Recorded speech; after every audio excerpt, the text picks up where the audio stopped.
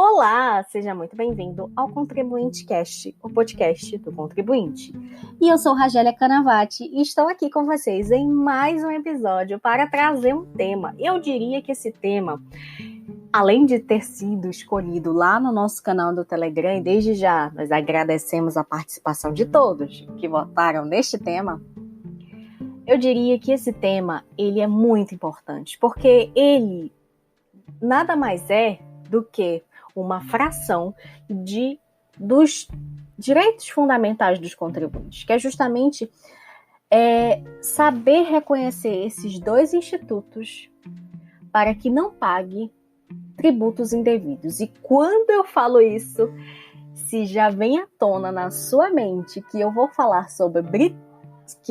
sobre bitributação e bis idem, acertou em cheio.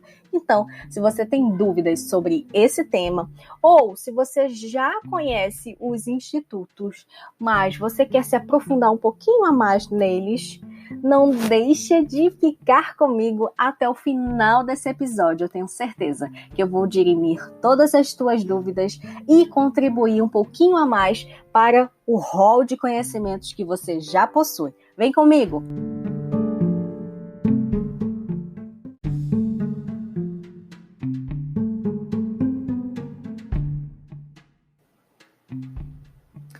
Para tratar sobre bitributação e bis idem, é necessário entender que, atualmente, hoje, como vocês sabem, vocês já devem ter acompanhado lá no nosso blog, nós temos no Sistema Tributário Nacional, eu diria que mais de 121 tipos de tributos. E quando eu falo isso, a gente já sabe que são tipos de taxas, são tipos de contribuições sociais, são tipos de impostos. Eu diria que não é muito comum a gente ter a instituição de contribuições de melhoria, mas a gente sabe que é uma das espécies que está sendo garantida a sua instituição por todos os entes lá na nossa Constituição. Agora, saber gerenciar todos esses tributos para buscar minimizar os impactos de todos esses valores que juntos realmente eles somam valores significativos quando você pensa numa alíquota de IPTU, numa alíquota de IPVA, numa alíquota, por exemplo, do ICMS, é necessário que haja sim um entendimento para que todos nós, enquanto contribuintes, possamos entender o que é o bis idem e o que é a bitributação, tá? Para isso, a gente costuma mencionar que esses dois institutos eles possuem características distintas. E quando não são gerenciados de uma forma correta, quando o contribuinte ele não sabe o instituto que cada um representa, ele pode sim elevar um custo e prejudicar a saúde financeira. E quando eu falo saúde financeira, eu não estou falando só dos contribuintes, pessoas jurídicas, mas eu também estou falando da saúde financeira e econômica, a capacidade contributiva, a capacidade econômica dos contribuintes, pessoas físicas. Afinal de contas, somos todos contribuintes, tá? Então, para iniciar, eu preciso te esclarecer desde logo, tá? Que o bis idem é um ato do mesmo ente federativo que tributa duplamente o mesmo fato gerador, que somente é permitido ser autorizado constitucionalmente. Quando eu falo constitucionalmente, quando eu falo que ele pode ser permitido, é justamente naqueles casos em que existem as exceções. E quando eu trago as exceções que a própria Constituição Federal ela trata, é o caso, por exemplo, dos empréstimos compulsórios, né, no caso de calamidade decorrente de calamidade pública, guerra externa ou na sua iminência, pode ser cobrado sim o mesmo ente federativo. Quando eu falo mesmo ente federativo, a União, ela pode sim cobrar daquele contribuinte, pelo mesmo fato gerador, um empréstimo compulsório e um imposto de renda, por exemplo. já que a gente está tratando de uma renda, né? Então a gente fala que é sobre o mesmo fato gerador. Ao ferir renda, quem sabe se estados todos, né, estipulado em calamidade pública ou guerra externa ou na sua própria eminência, e foi instituído os empréstimos compulsórios e naquela lei complementar que determina a instituição dos empréstimos compulsórios for o fato gerador for sobre a renda, por exemplo, a gente vai ter o mesmo ente, a União, cobrando sobre o mesmo fato gerador a renda, algo que a própria Constituição ela autoriza, né? Que o empréstimo compulsório, como vocês sabem, e se vocês não sabem, vão passar a saber, ele é uma exceção. Tanto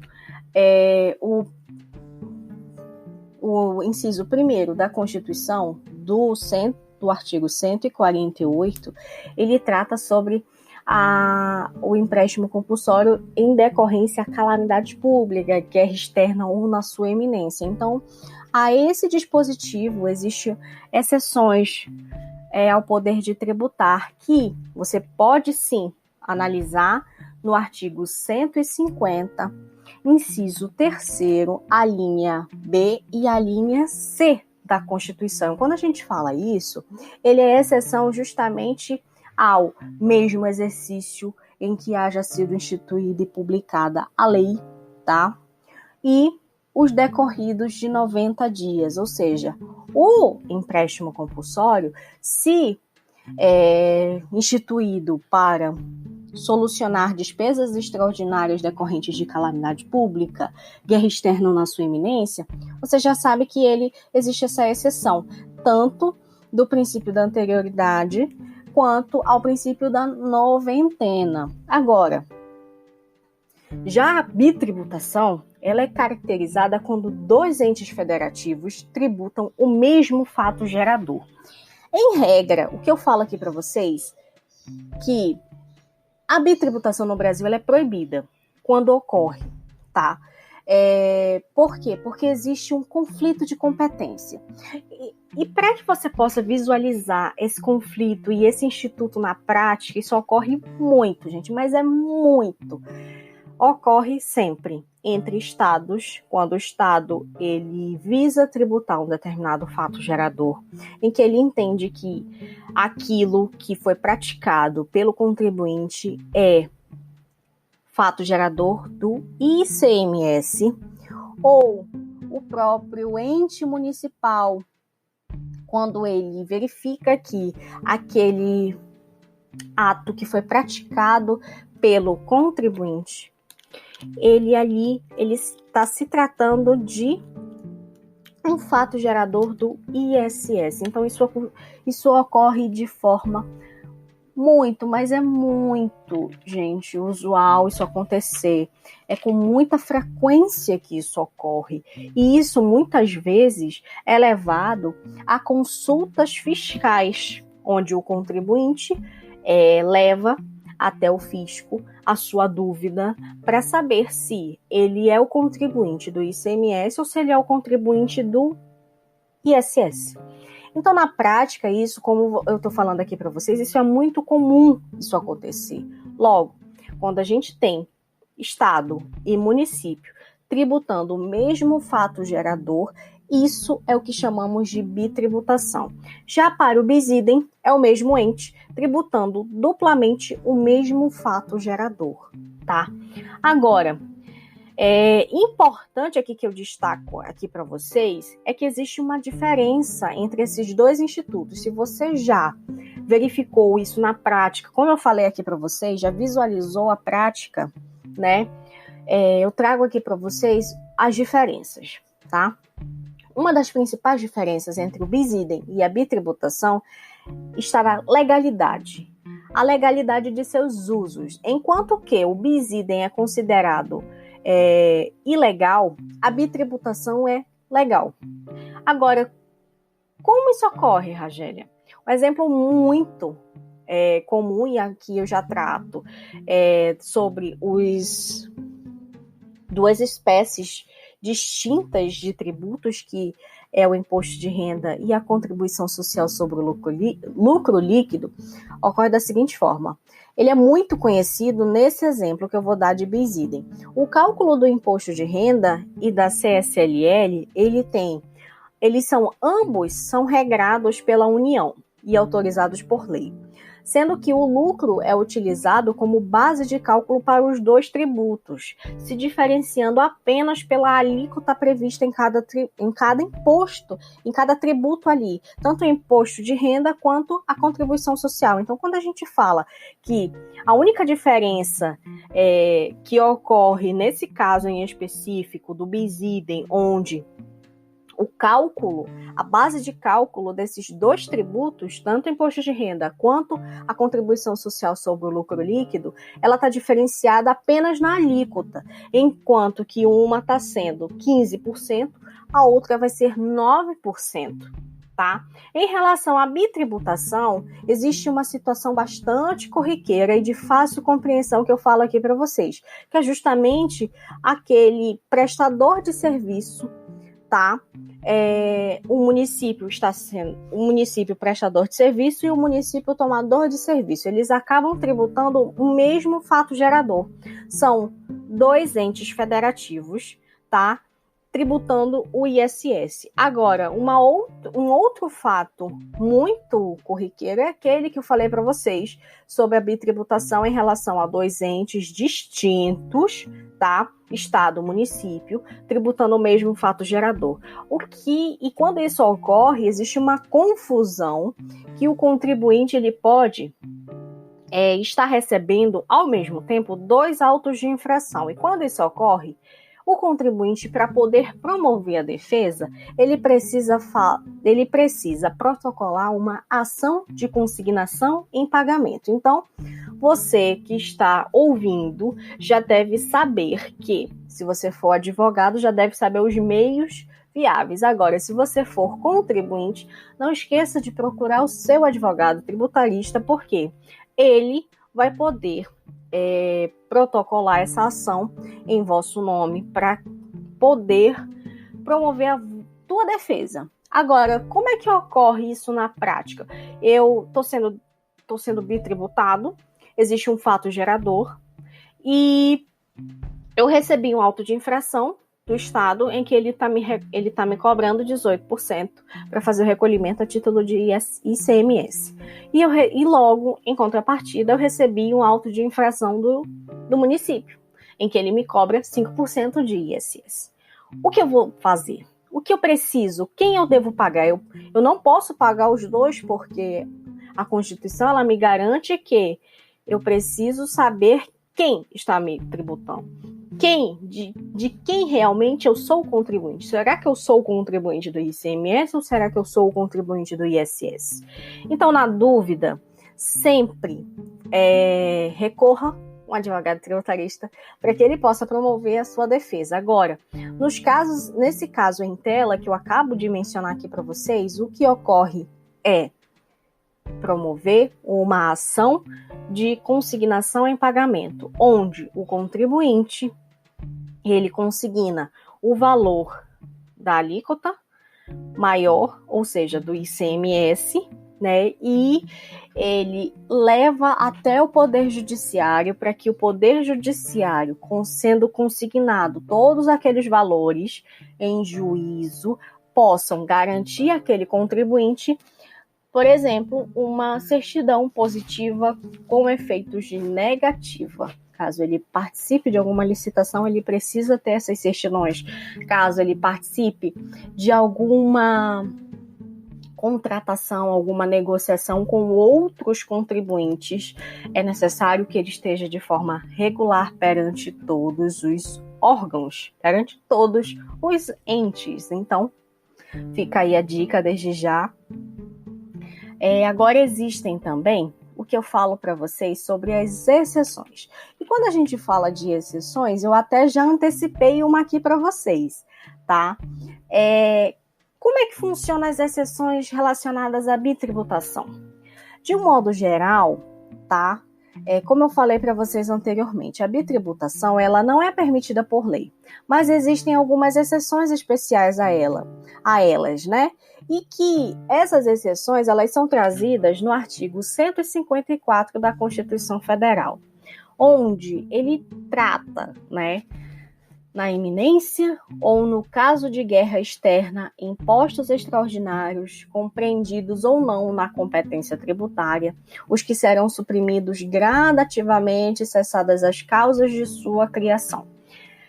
Entendendo esse artigo, a gente já reflete que a cada situação onde pode ocorrer uma bitributação é quando o mesmo tributo é estipulado em dois países distintos, por exemplo.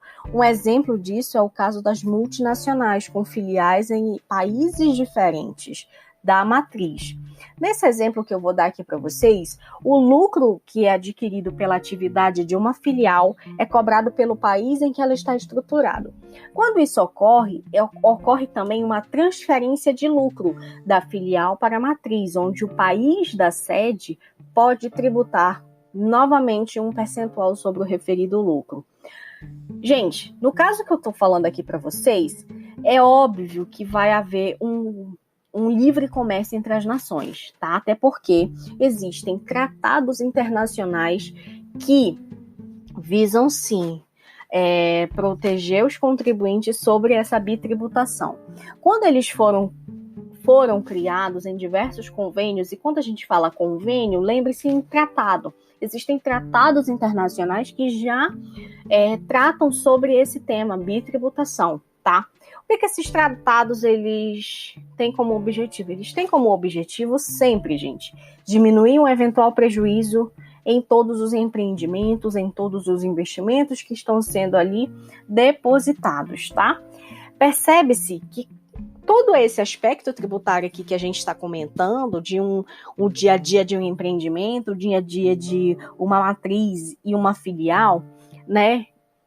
O nosso sistema tributário, ele é muito complexo.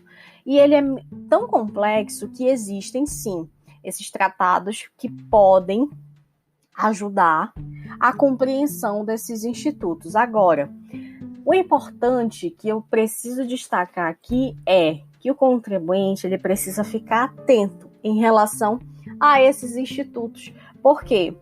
A grande diferença entre eles está na forma e na forma como ele se mostra para o contribuinte, tá? Para entender melhor, eu faço aqui para vocês, eu retorno o conceito de bitributação, que é quando dois entes da federação, por meio de duas pessoas jurídicas de direito público, tá? Elas passam a tributar o mesmo contribuinte pelo mesmo fato gerador. Isso aqui é muito comum, tá?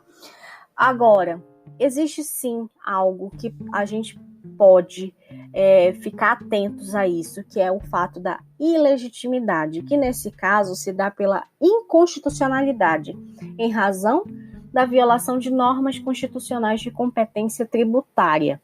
Ou seja, o que o contribuinte ele precisa ter em mente? Ele precisa ter em mente que o que é bitributação, bitributação você já sabe, que é quando dois entes da federação passam a tributar o mesmo contribuinte pelo mesmo fato gerador, tá? E o que cada ente é competente para majorar, instituir, aumentar alíquotas e fazer a cobrança, que é o que eu falo aqui para vocês abertamente, que se chama competência tributária. Rajélia, como é que eu posso ter em mente o que o Estado é competente para instituir?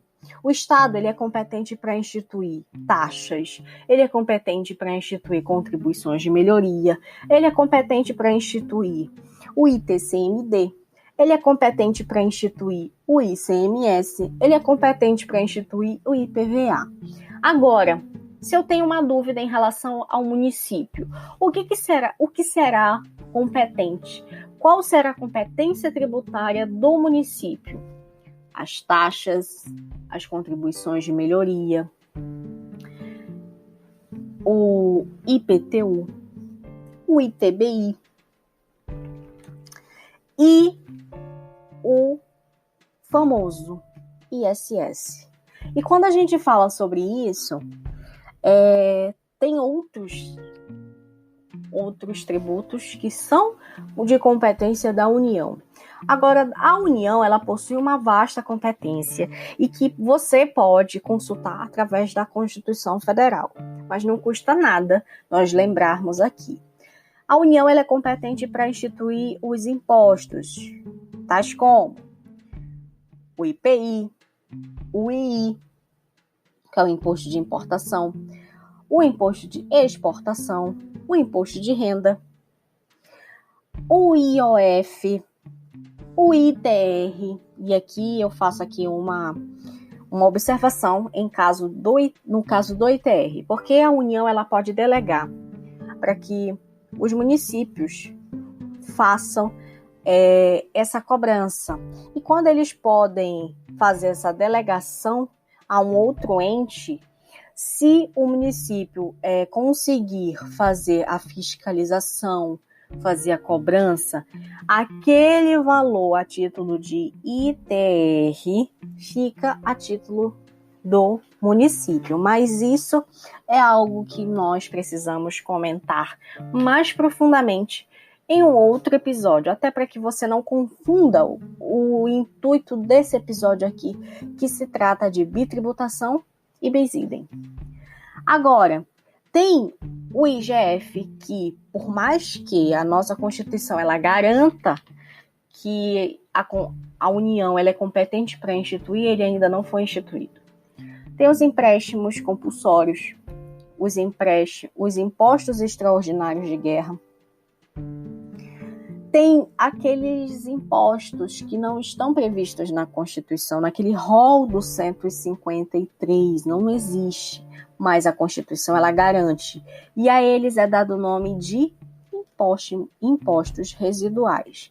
Tem também, o que a União pode fazer, além de instituir esses impostos? Ela também pode instituir taxas, ela também pode instituir contribuição de melhoria, e ela também é competente exclusiva para instituir contribuições sociais de intervenção do domínio econômico, de interesse das categorias profissionais ou econômicas, tá?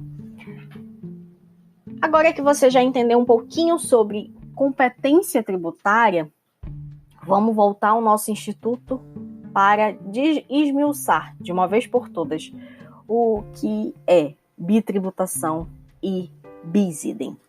O bis idem, gente, ele é permitido pelo sistema constitucional desde que expressamente autorizado pela Carta Constitucional. Quando a gente fala ele precisa ser permitido na Constituição Federal, a gente desde já precisa analisar quais são essas permissões e quais são essas vedações. Quando a gente fala de vedação, é necessário que a gente observe com um atento maior em relação a todas as limitações do poder de tributar, que é trazido no 150 da Constituição Federal. Quando a gente fala sobre as permissões e as limitações, sempre observe. Por quê?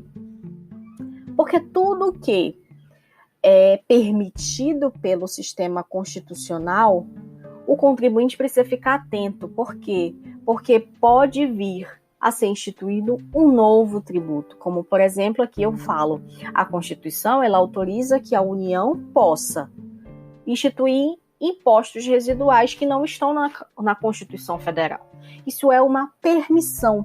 E quando a gente fala em permissão, tá?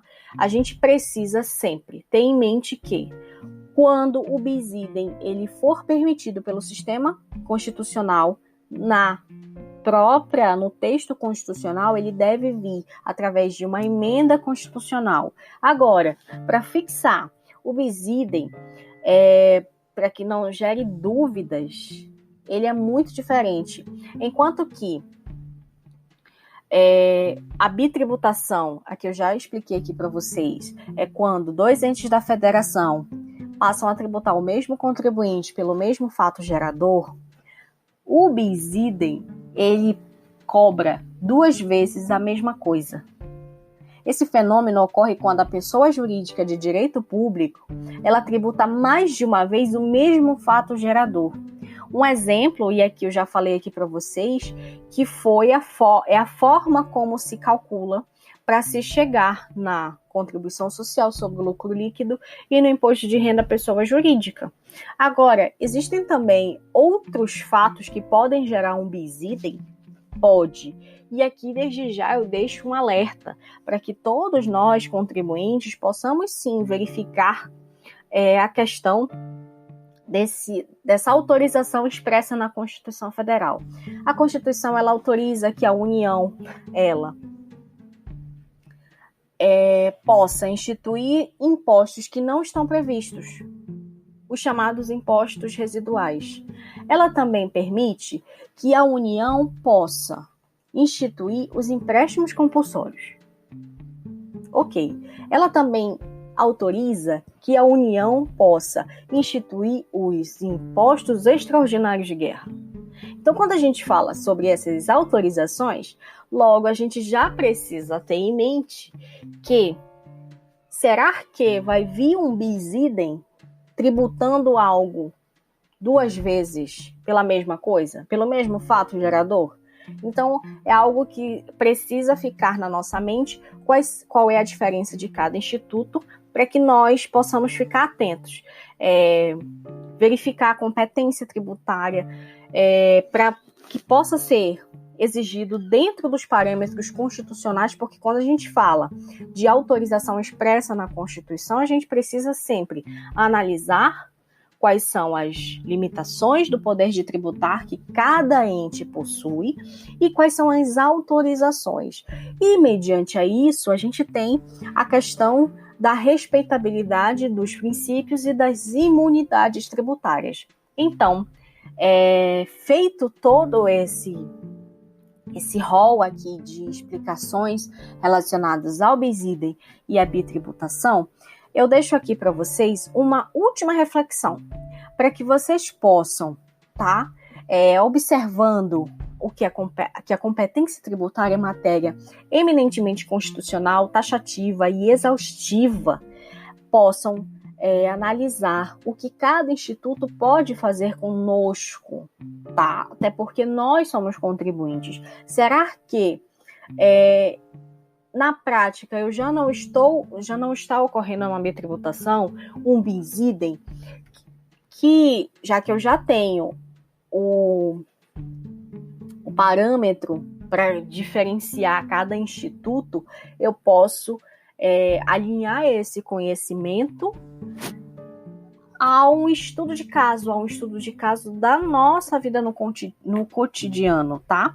Então fica aqui a reflexão para que todos vocês agora, que já sabem, que já conferiram um pouquinho a mais sobre o conhecimento que vocês já tinham, só somaram, fica essa reflexão para que todos nós possamos, sim, saber quais são as diferenças entre cada instituto e, na iminência de se sobressair e passar do campo teórico para o campo prático na nossa vida, que nós possamos identificar, que nós possamos recorrer aos nossos defensores, aqueles chamados de advogados tributaristas, para que eles possam, sim, promover a nossa defesa, esclarecendo o que é certo, o que realmente a nossa Constituição, que é a Constituição chamada Constituição Cidadã, vem nos conferir, tá? Então, eu deixo todos vocês aqui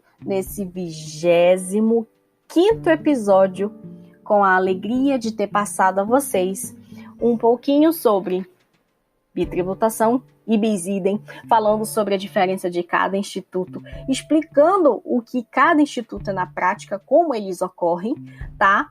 Eu espero ter tirado todas as dúvidas, esclarecido um pouquinho a mais, e eu já te convido a ficar conosco no próximo episódio e não deixa de participar lá no nosso canal do Telegram, viu? Votando no próximo tema que será abordado no 26º episódio. Eu agradeço pela excelente companhia da qual você me conferiu neste episódio e te espero no próximo, com a certeza de ter você com muita saúde e com diversas bênçãos recebidas de Deus. Até lá! Tchau!